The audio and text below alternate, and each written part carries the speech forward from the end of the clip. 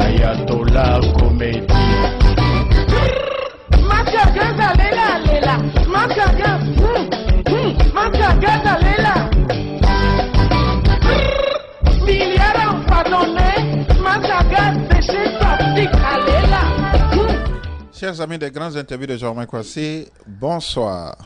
On se retrouve aujourd'hui pour parler de santé. Merci de suivre votre télé qui est Ivoire TV, cette télé-là qui vous informe au quotidien de tous les aspects de cette vie que nous menons tous les jours. J'ai l'insigne honneur de recevoir aujourd'hui dans nos studios une dame qui vient spécialement d'Abidjan et qui, de passage ici aux États-Unis, a bien voulu nous accorder quelques minutes de son temps pour discuter d'un problème, d'un aspect de santé qui nous concerne tous. Je reçois aujourd'hui le docteur Jacqueline Sirima. Docteur Jacqueline Sirima est spécialiste dans la prise en charge des personnes atteintes du HIV, SIDA, tuberculose. Elle est présidente et cofondatrice de l'ONG Sankofa. On va discuter de son ONG, c'est quoi l'ONG Sankofa et surtout comment vivent, je dirais, nos frères atteints du SIDA en Côte d'Ivoire. Quelle est cette prise en charge accordée par le gouvernement, par les institutions internationales? Est-ce qu'ils arrivent certainement à pourvoir à leurs médicaments? Voilà, c'est de tout ça que nous allons parler ce soir avec le docteur Sirima. Docteur, bonsoir. Bonsoir. Merci d'avoir accepté notre invitation. Bonne arrivée aux États-Unis. Merci. Voilà, la première question que je vais vous poser, c'est quoi votre ONG et pourquoi ce nom? Sankofa. Sankofa. Sankofa, c'est un brassage de lacan et puis de l'anglais. Sankofa, le désir ardent de posséder quelque chose, puis Hope, espoir en anglais. Donc Sankofa Hope se veut une ONG qui désire ardemment l'espoir pour pouvoir le mettre à la disposition de ses frères et sœurs atteints du VIH-Sida. Et ça fait depuis quand cette ONG existe? Tout à l'heure, on va parler de votre champ d'action, des activités que vous menez, et qu'est-ce que vous faites véritablement pour nos frères atteints, nos frères et sœurs atteints du SIDA, du HIV, de la tuberculose, et puis quels sont vos rapports aussi avec nos autorités en place? Donc, depuis quand vous existez? Bon, officiellement, nous existons depuis 2009, sinon on a mené déjà des activités depuis 2005-2006. Officiellement, nous sommes opérationnels depuis 2009. Vous êtes opérationnel, je vous prends au mot, vous êtes opérationnel depuis 2009. Alors, est-ce que vous pouvez nous parler un peu des activités que vous avez concrètement menées, vous, en tant qu'expert, spécialiste dans le domaine du SIDA, surtout dans la prise en charge des personnes atteintes du SIDA, du HIV et de la tuberculose? Quelles sont les actions que vous menez en Côte d'Ivoire et quelles sont aussi les difficultés que vous rencontrez? Bon, il faut dire que l'ONG a été créée par rapport à mes propres expériences parce que depuis 2001, je n'ai fait que la prise en charge des personnes vivant le VIH-Sida. J'ai vu les difficultés qu'on rencontrait sur le terrain par rapport aux personnes vivant le VIH. Donc, avec quelques collaborateurs, nous nous sommes mis pour créer l'ONG Sankofa Hope. Sankofa Hope a mené plusieurs activités à Abidjan parce que nous, notre lutte est basée sur la prévention. Parce qu'on s'est dit que si la prévention est maîtrisée à la base, ça veut dire dès le bas âge, on va pouvoir éviter, diminuer, réduire la prévalence du VIH. Donc, Sankofa Hope se veut une ONG de prévalence et de prévention. Donc, nous, notre action est basée sur la prévalence et la prévention et puis la PTM, c'est-à-dire la prévention de la transmission mère-enfant. Nous avons mené beaucoup d'activités, à savoir des conférences dans les lycées, collèges, dans les sous-préfectures pour sensibiliser les gens, les pousser à faire leurs tests de dépistage et puis ceux qui sont infectés à pouvoir les prendre en charge. Puisque je suis praticienne, je ne fais que ça. Donc quand on va dans les villages, dans les écoles, quand on fait le dépistage, si c'est positif, on donne l'adresse et puis là, nous rejoignons le centre anti-tuberculeux pour la prise en charge. Docteur, vous parlez de prévention.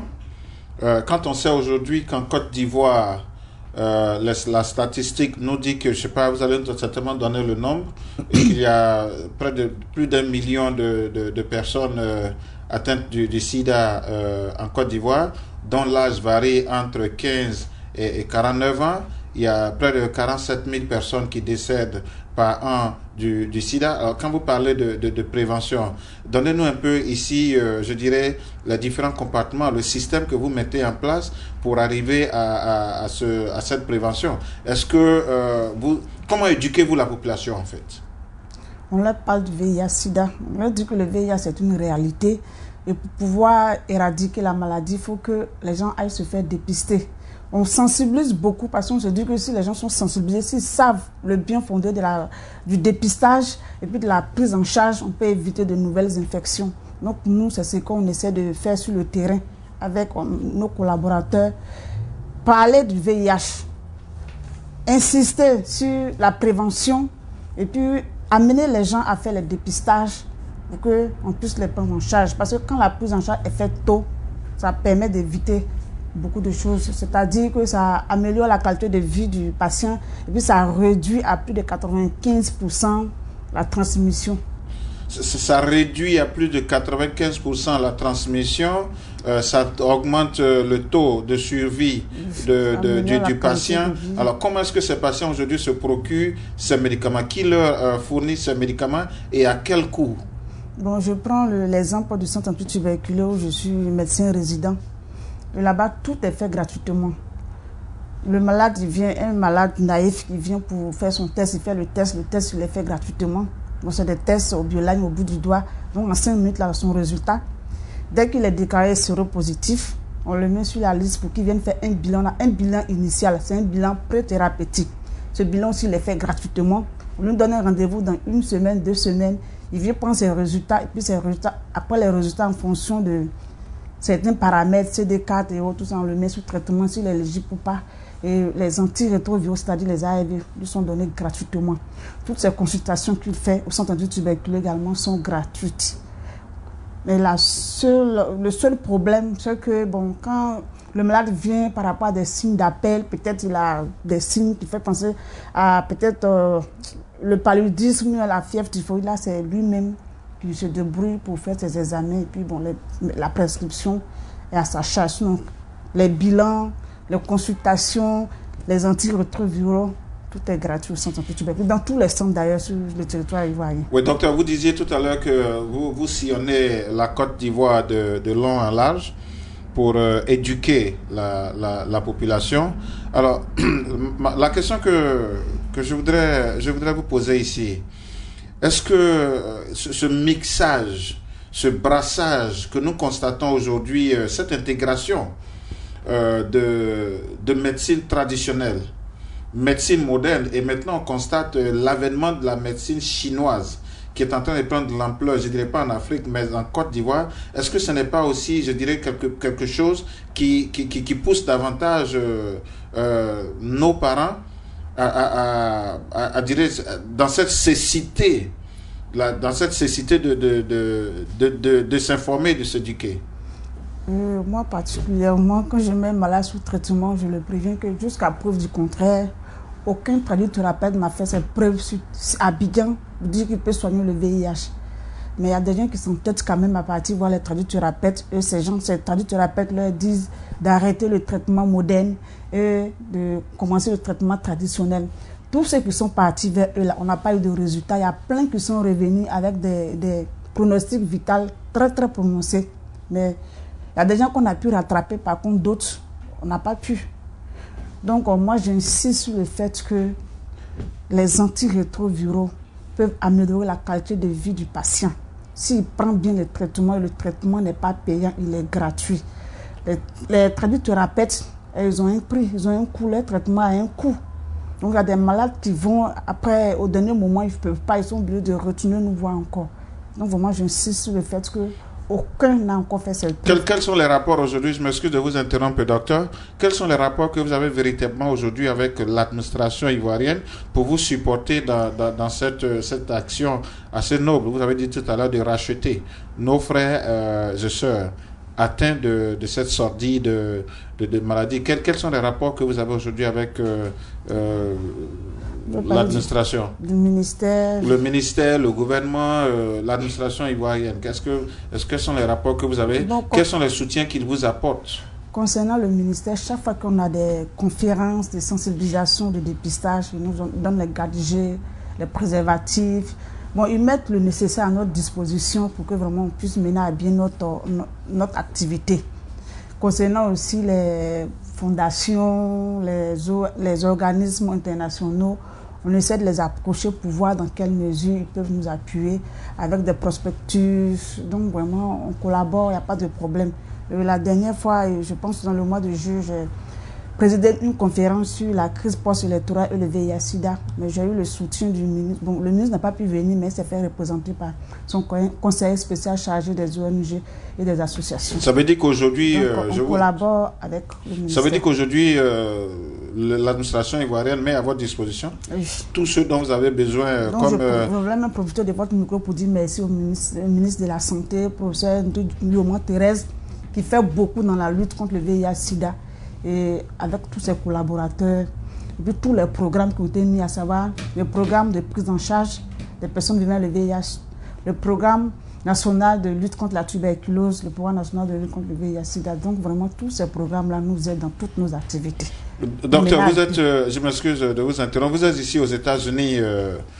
Merci, comme je le disais tout à l'heure en introduction, de nous avoir accordé cette interview.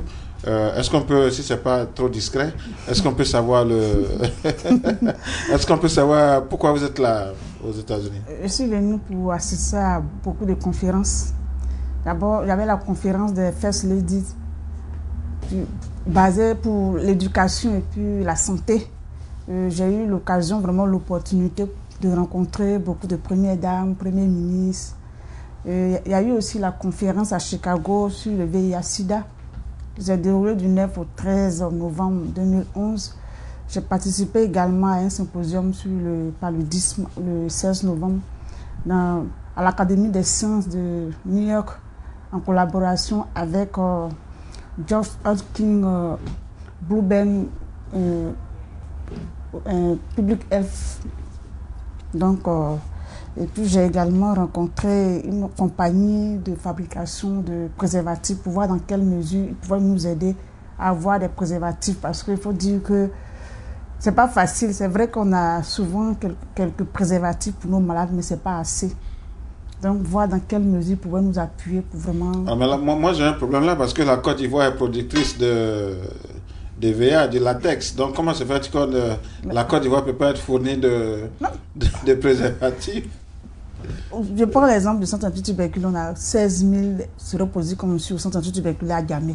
Donc les cartons de préservatifs qu'on nous donne là, ça ne peut pas suffire pour les 16 000 malades qu'on suit. Donc il faut un apport extérieur pour pouvoir vraiment satisfaire tout le monde. Alors docteur, on va revenir un peu à votre structure. Je vais juste poser des questions de manière générale pour que vous nous éclairiez un peu, nous profanes en la matière, pour que vous nous éclairiez un peu sur le domaine du sida et tout ça. Ben, on va revenir à votre structure. Qu'est-ce que vous faites concrètement? Tout à l'heure, vous avez dit que vous sillonnez la Côte d'Ivoire. En dehors de ce parcours que vous faites dans la Côte d'Ivoire, est-ce qu'il y a d'autres actions que Sankofa mène, Sankofa Hope mène pour réduire un peu le taux de contamination en Côte d'Ivoire? Qu'est-ce que vous faites concrètement? Nous, concrètement, c'est la sensibilisation. Parce que nous, à Sankofa Hope, notre slogan, c'est quoi? Prévenir maintenant revient moins cher que prendre en charge une personne adulte atteinte du VIH-Sida. Donc, nous, on base notre lutte dans les lycées et collèges. Ça veut dire, dès le bas âge, on commence à parler du VIH-Sida. Donc, c'est dans ce cadre-là même qu'on a prononcé des conférences. Avant que je ne vienne aux États-Unis, au lycée des jeunes filles de Benjerfield, et puis vraiment encourager les jeunes filles à venir faire le test de VIH, et puis vraiment à prendre les précautions, si possible, l'abstinence jusqu'au mariage, ou bien vraiment se préserver avec les préservatifs. Nous, notre lutte, c'est la prévention et la prévention de la transmission mère-enfant. On se dit que si on a pu maîtriser la base, on pourra faire réduire la prévalence du VIH-Sida. Et nous, à Sankofa Hope, on s'est dit, 0 nouvelle infection à VIH, 0 décès lié au VIH. Donc c'est ça, c'est sur ça qu'on se base pour mener nos activités. On ne veut plus avoir, on se dit que ceux qui sont déjà infectés sont infectés, mais on ne veut plus avoir d'infection pour que vraiment la prévalence puisse chuter. Pourquoi pas? Et qu'est-ce qu'il vous faut pour arriver à ces objectifs? On a besoin de l'appui de toutes nos autorités, de toutes les organismes. Alors est-ce que vous pouvez lancer maintenant là, un appel à nos autorités? Oui, bon... plus ou moins, ils nous ont déjà soutenus par rapport à nos activités, donc nous les encourageons à nous soutenir encore parce que Sankofa Hope a beaucoup de choses à mettre à la disposition de la population pour que la prévalence puisse chuter. Parce que la prévalence de 11, on se retrouve à 4,9. Bon, en 2010, on était à 9,9, mais avec la crise post-électorale, on s'est dit que la prévalence va encore augmenter, peut-être après décembre, pour pouvoir se stabiliser. Donc, nous, vraiment, on invite les autorités à nous soutenir dans toutes nos activités afin que, ensemble, on puisse faire reculer la prévalence en Côte d'Ivoire. Parce qu'il faut te dire que la Côte d'Ivoire, dans la sous-région, ça veut dire dans l'Afrique de l'Ouest, la Côte d'Ivoire a le taux le plus élevé. Docteur, vous avez, ce serait certainement l'une de mes dernières questions. Vous avez abordé le problème de la crise post-électorale. C'est en fait sur cette question-là, peut-être qu'on va clore un peu notre entretien de ce soir. Je dirais, quelle relation ou corrélation y a-t-il aujourd'hui entre votre organisme, le SIDA, et la crise post-électorale? Qu'on le veuille ou pas, la crise post-électorale va annuler les efforts qui ont été menés par le gouvernement pour faire reculer la prévalence du VIH-Sida. Parce que pendant la crise, il y a eu beaucoup d'exactions qui ont été commises dans les centres d'accueil, il y a eu beaucoup de viols. Et puis, à cause de la crise, on ne pouvait pas sortir, les malades ne pouvaient pas se rendre dans les centres de santé pour prendre. Donc, certainement que vous attendez à ce que, dans un laps de temps, le taux de contamination augmente peut-être après chuter, puis quant à se stabiliser plus tard. Effectivement, avec la crise post-électorale aussi, la tuberculose, vous savez que la tuberculose se transmet. Vous êtes en contact avec une personne qui a la tuberculose et tous vous respirez. Le fait même de respirer les gouttes de salive, déjà, vous êtes déjà en contact avec le BK, ça veut dire le bacille de Koch qui est responsable de la tuberculose. Et puis bon, à un moment donné, vous allez faire la tuberculose. Or, dans les centres d'accueil, il y a eu vraiment beaucoup de personnes qui étaient vraiment... Où c'était confiné dans un lieu clos. Donc, il y a certains qui étaient tuberculeux, qui n'ont pas dit aux voisins que je suis tuberculeux. Donc, ils toussent la nuit. Donc, nous, on s'est dit que c'est sûr que dans les mois, les années à venir, le taux de prévalence de la tuberculose allait augmenter. Or, nous savons que la tuberculose est la première cause de décès sur les personnes vivant avec le VIH-Sida. Tous les efforts que le ministère a mis en place en intégrant la lutte conjointe tuberculose-VIH a fait vraiment chuter la prévalence du VIH dans la population des tuberculeux. Je vous donne des chiffres. En 2000-2004, comme ça, on était à pratiquement 45% de tuberculeux qui avaient le VIH. En 2008, on était à près du tiers et en 2010, on était à 24%. Mais avec la crise post-électorale, je crains fort bien que ce chiffre soit peut-être multiplié, qu'on se retrouve encore peut-être à 40-45%. Donc c'est comme si tous les efforts qui ont été faits avant la crise là sont annulés. Il va falloir encore redoubler d'efforts pour que la prévalence puisse chuter au sein des tuberculeux. Docteur, la dernière question, vous allez donner vos contacts, les contacts de votre ONG tout à l'heure. Mais la question que je voudrais bien vous poser, quelles sont vos conditions de travail et à quel risque êtes-vous, vous-même en tant que praticien, à quel risque êtes-vous exposé? Bon, en tant que médecin, je ne suis pas trop exposé au risque parce que je n'ai pas trop de contact avec le sang. Peut-être c'est les techniciens des laboratoires, les agents préleveurs de sang qui sont vraiment en contact avec le sang. Sinon, moi particulièrement, en tant que médecin, je ne suis pas vraiment exposé. Bon, on va prendre un break.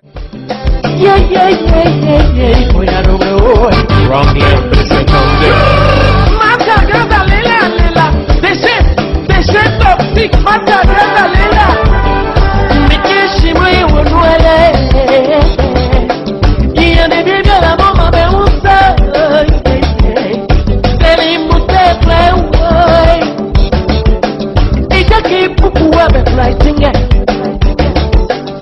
Natika na benga isway. Malam pole. Le riche malade du sida survit. Mais le pauvre contaminé est condamné au pauvre attend. Ça fait pitié, Martin est grave. Ça fait pitié, DJ Promotion, t'aime pas. Tous ceux qui ont des proches malades du sida, levez les mains. Tous ceux qui ont perdu des parents à cause du sida, debout. Debout. Levez les mains, debout. Debout. Levez les mains. Machaga Lela. Machaga déchet toxique. Machaga Lela. Alela, milliard empoisonné. Machaga Lela. Alela. Alela, Alela. Machaga Lela. Alela. Aujourd'hui là, on va tuer le sida, on va tuer le virus, on va le tuer.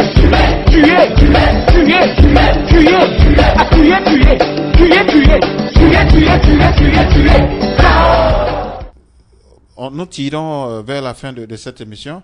Alors, je crois que quels sont les conseils d'abord que vous pouvez donner à ceux et celles atteints de cette maladie et aussi à ceux qui ne sont pas atteints. Et puis tout à l'heure, on va parler aussi des maladies opportunistes.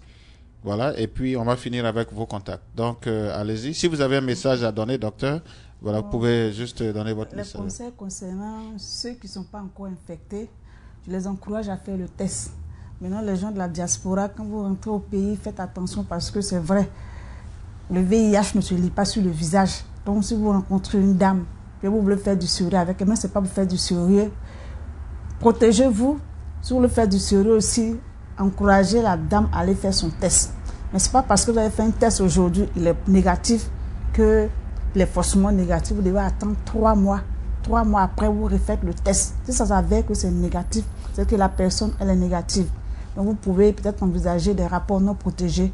Mais il faut que ça soit la fidélité mutuelle. Parce que si l'un des partenaires n'est pas fidèle, il peut aller se contaminer dehors puis venir contaminer sa partenaire ou son partenaire à la maison. Donc c'est la fidélité mutuelle qui peut vraiment empêcher le VIH de les atteindre.